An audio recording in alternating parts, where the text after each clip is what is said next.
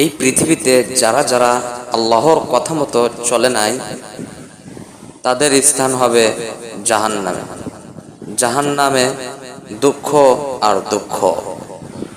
জাহান্নামের আগুনে পোড়ানো, সাপের দংশন, আরও রয়েছে বিভিন্ন রকমের শাস্তি।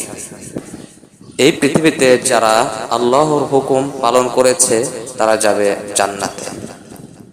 আর জান্নাত হলো চিরস্থায়ী সুখের স্থান, যেখানে সুখ আর সুখ, আনন্দ আর আনন্দ, যেখানে কোনো কষ্ট নেই। দুনিয়ার লোভে পড়েই তুমি আমার রবকে ভুলে গেছো, এটা কিন্তু তুমি ঠিক করো নাই। রব চাইলে যে কোনো মুহূর্তে তোমাকে ধ্বংস করে দিতে পারে। তুমি কি জানো না, তোমার রব তোমার কাছে সব কিছুর হিসাব চাইবে।